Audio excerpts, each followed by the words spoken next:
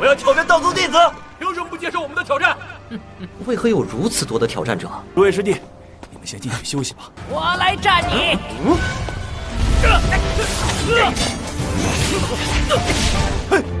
五师弟且慢，我去处理。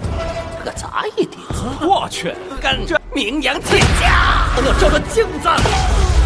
道宗身为道门领袖，根本不配成为道宗弟子。我走。Kembali lagi bersama admin di sini. Seperti biasa, Mimin selalu mendoakan kalian semoga selalu dalam keadaan sehat dan dalam kondisi terbaik.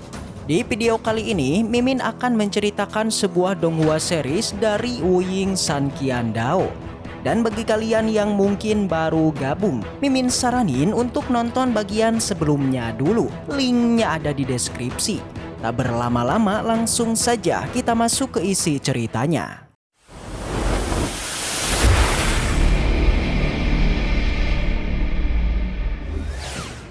Cerita dilanjutkan yang kini masih berlatar di kota warisan. Setelah kedatangan Wuzhou ke tempat itu, semua orang mulai melirik ke arahnya dan seakan merasa sangat tidak senang atas kemunculannya. Seperti diketahui, Wuzhou dan para murid lainnya disambut oleh seorang penanggung jawab Sekte Daojong di kota warisan, yaitu Gengyong. Mereka dipersilahkan untuk masuk ke dalam aula Sekte Dao di kota warisan.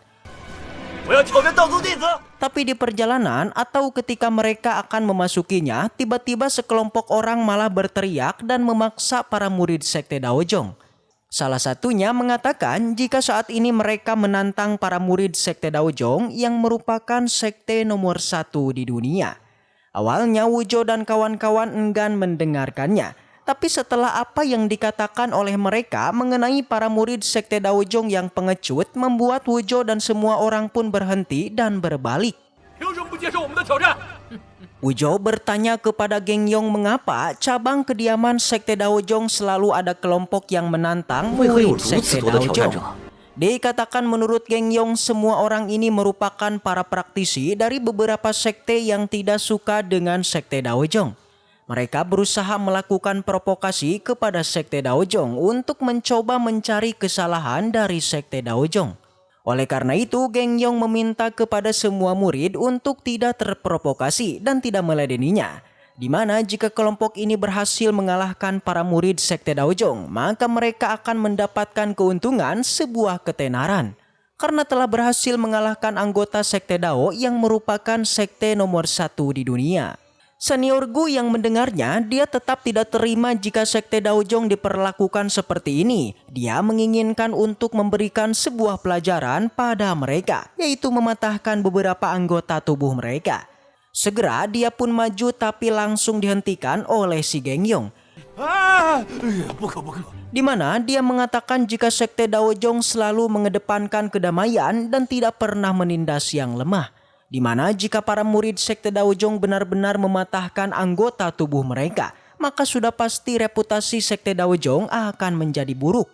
Selain itu, semua penantang di sana juga bukanlah dari satu sekte saja, melainkan mereka berasal dari beberapa sekte yang kini berkolaborasi untuk menantang Sekte Daojong.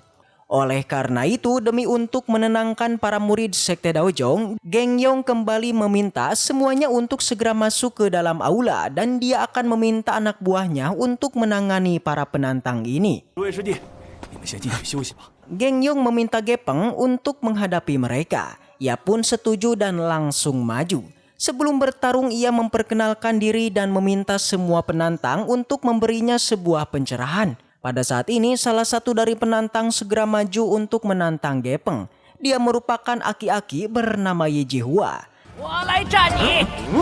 Dengan gaya nyentriknya, dia terlebih dulu melakukan pose demi pose untuk menarik perhatian semua orang. Tentu saja melihat ini Wuzhou dan kawan-kawan menjadi menganga bersama. Tak basa-basi karena kedua penantang sudah memasuki arena, maka dari itu Gepeng segera maju dan dari sinilah pertarungan pun dilakukan. Keduanya memakai sebuah senjata, Gepeng dengan pedangnya sementara Ye Jihua dengan tongkatnya.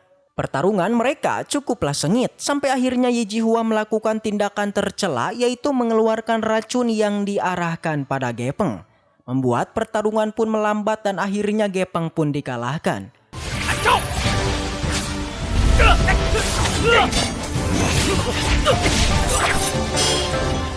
Semua orang segera menghampirinya dan Gepeng juga mengatakan jika aki-aki itu menggunakan sebuah racun.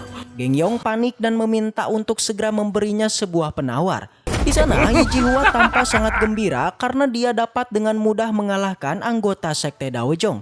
Dia segera meminta kepada semua orang untuk melihat kemenangannya dan mengharuskan menyebarkan berita ini agar bisa dibuat ke dalam sebuah buku sejarah.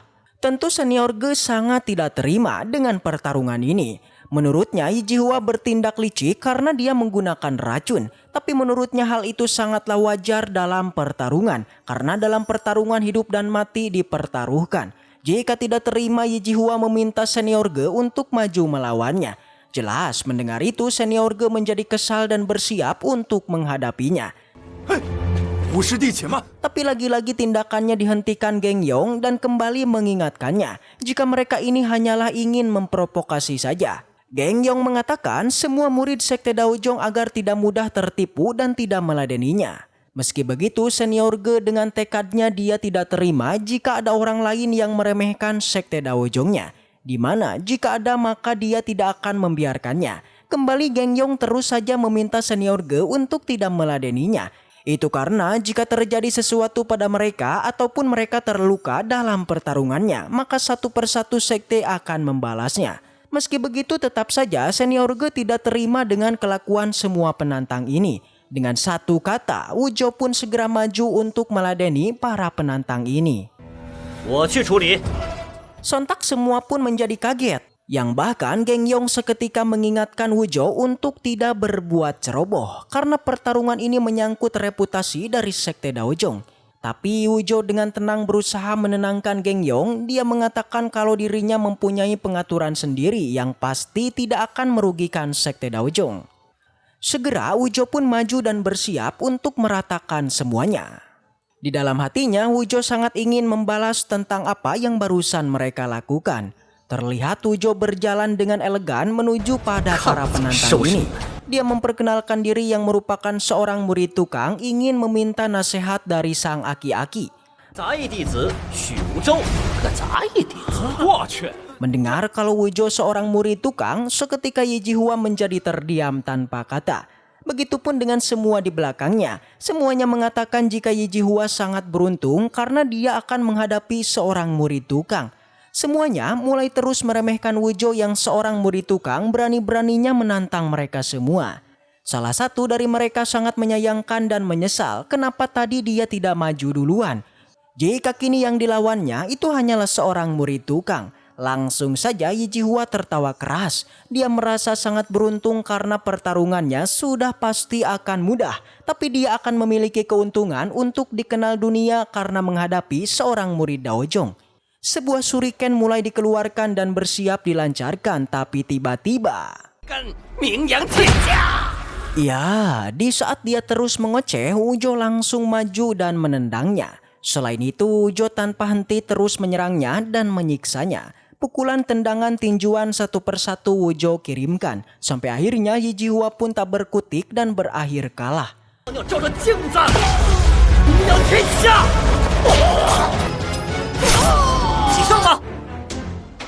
Semua orang yang melihat ini mereka merasa kaget tidak menyangka karena seorang murid tukang ternyata sangat kuat dan mampu mengalahkan Yi Jihua. Setelah mengalahkannya, Wujo meminta semua penantang untuk maju bersama-sama bertarung melawannya. Jelas setelah melihat kekuatan Wujo, semua orang menjadi ketakutan dan mundur perlahan-lahan. Salah satu dari mereka mulai memfitnah sekte Daojong karena katanya sekte Daojong ini sebenarnya sangatlah kejam. Di mana mereka melihat murid sekte Daojong melakukan cara kasar kepada mereka. Benar saja para penantang ini sebenarnya hanyalah ingin mencari kesalahan dari sekte Daojong. Dan kini mereka mendapatkannya.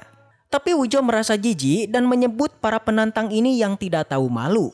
Wujo mengatakan dia hanyalah membalas tentang apa yang mereka lakukan kepada para murid sekte Daojong sebelumnya. Wujo menanyakan tentang kejadian sebelumnya mengapa mereka tidak menyebutkan tindakan Yi Jihua sebagai tindakan yang kasar. Jelas Wujo mengatakan jika orang-orang ini tidak tahu malu. Sontak saja semua orang pun menjadi kesal. 你敢自称天下英才？ Begitupun dengan si Gengyong, dia sangat khawatir dengan tindakan Wuzhou ini. Tapi di sana Xuan Wei dan semua murid mereka menenangkan Gengyong karena Wuzhou hanyalah melakukan keadilan dan bukan melakukan penindasan. 许师兄仅仅是仗义出手。 Gengyong sangat takut mengenai kejadian hari ini akan menyebar. Tapi tenang, Wuzhou adalah seorang aktor yang sangat luar biasa. Dalam hal akting, dia akan menjadi nomor 1.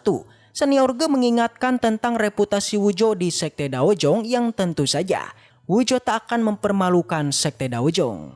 Alhasil mendengar itu Gengyong pun setuju dan percaya kepada Wuzhou. Barulah salah satu dari penantang pun akhirnya kembali maju dan siap menantang Wuzhou.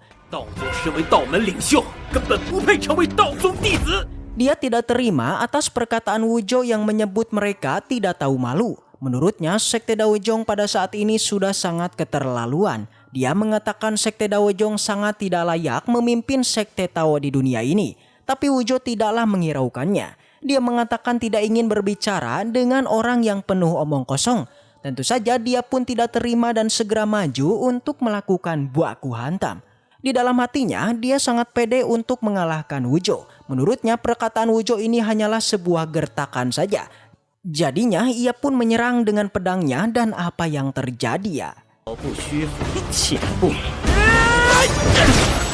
Dia pun terkejut karena serangan pedangnya itu ditahan Wuzhou hanya dengan satu jari saja. Dia berusaha melepaskan pedangnya tapi Wuzhou malah menghancurkannya. Alhasil hanya dengan satu tendangan saja penantang ini pun auto dikalahkan. Dan dengan itu cerita pun bersambung. Baiklah, mungkin segitu aja untuk pembahasan kali ini. Dan semoga kita selalu diberikan kesehatan untuk mengawal donghua ini. Dan sampai jumpa di video selanjutnya.